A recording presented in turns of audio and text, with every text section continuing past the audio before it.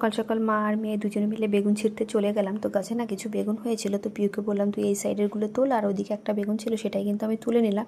গাছগুলো না সরালে অনেক বেগুন হতো, গাছগুলো আমি সরিয়ে দিয়েছিলাম, ওই জন্য কিন্তু বেগুনটা একটু কম হয়েছে। তো এই গাছটাই কিন্তু প্রচুর পরিমাণে বেগুন ধরেছে। তো বেগুনগুলো এখন দুজনে মিলে ছিঁড়ে নিচ্ছি, অনেকটা পরিমাণ বেগুন হয়েছে। তো পিউ কিন্তু ছিঁড়তে ছিঁড়তে গাছের একটা ডালি ভেঙে দিল। আর এদিকে দেখো রক্তগাঁদা ফুলের গাছ যে লাগিয়েছিলাম তাতে কিন্তু একটা ফুলও ধরেছে। তো পিউর বাবাকে ওটাই বলছিলাম যে এখন একটু যত্ন করতে হবে, যদি কিছু ফুল ধরে। অনেকগুলো কিন্তু গাছ হয়েছে।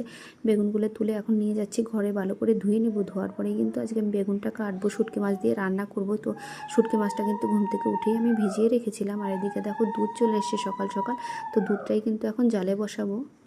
দুধগুলো এক এক করে কিন্তু আমি জালে বসিয়ে দিয়েছি। আর এদিকে দেখো ভাত হয়ে গেছিলো। তো ভাতটা নামাতে গিয়ে না আজকে একটু থেকে আমি বেঁচে গেলাম, আর একটু হলে হয়তো আমার হাতেই পড়ে যেত। তো অনেকগুলো ভাত পড়ে গেছিলো। তো যাই হোক, ভাতটা উপর দিয়ে এরপর আমি রান্নাগুলো এক এক করে বসিয়ে দিয়েছি। তো শুটকি মাছের জন্য পেঁয়াজ রসুন আর আলু বেগুন দিয়ে একবারে ভালো করে কষিয়ে তারপরে যে বসিয়ে দিলাম, একসঙ্গে ভেজে নিয়েছিলাম। আর আজকে মাছ এনেছে, কাতলা মাছ, দুটো মাছের মাথাও এনেছে।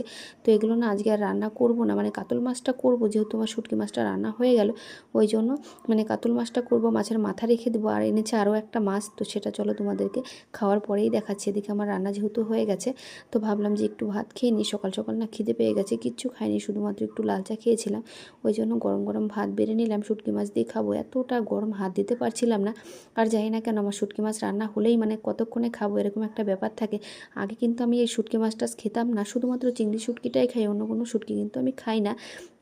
তো যাই হোক, খাওয়া দাওয়ার পরে এই যে আরও একটা মাছ যে ছিল সেটা নিয়ে চলে এলাম। তো এটা হলো দেশি চিংড়ি।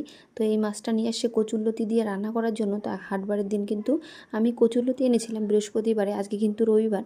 তো যাই হোক, এখনও পর্যন্ত কিন্তু আমি কচুরলতিটা কাটতে পারিনি, যেহেতু আমার কাছে ছোট্ট একটা বাচ্চা আছে। বাচ্চা নিয়ে কিন্তু মানে কোনো মতেই সম্ভব হয় না একদিনে কেটে একদিনে রান্না করা, আর তার মধ্যে যদি থাকে কচুরলতি আর এরকম মাছ, আমার কেউ নেই, একা একাই করতে হয় সব কিছু।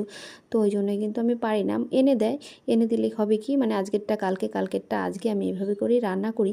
তো দেখো কাতল মাছটা কিন্তু আমি ধুয়ে ভাজতে বসিয়েছি। প্রথমে একটু মাছের ডিম ছিল সেটাই ভেজে দিলাম, পিউ খাবে ওই জন্য। তো ওকে দেখো মাছের ডিম দিয়ে খেতে দিয়েছি। এদিকে দেখো আমাদের আজকে কিন্তু মানে মিস্ত্রি আসেনি।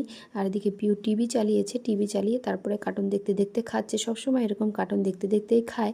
আগে কিন্তু আমি খেতে দিতাম না, এখন আর কিছুতেই কথা শোনে না, কার্টুন দেখতে দেখতেই খায়। মোবাইলে দেখতে দেই না, শুধুমাত্র টিভিতেই দেখে। তো এক এক করে কিন্তু আমার সমস্ত মাছগুলো ভেজে নিয়েছি। তো চলো, মাছগুলো আমি কী দিয়ে রান্না করবো আমি নিজেও জানি না। তো মাছগুলো আগে ভালো করে ভেজে নিই, তারপরে ভেবে দেখবো। আর পিউর পাপাকেও খেতে দিব, ও জানি না কী দিয়ে খাবে, শুটকি মাছ দিয়েও খেতে পারে, আর একটু মাছের ডিমও আছে। আর মাছ ভাজা খেলে খাবে, না খেলে দুপুরে তো রান্না হবে।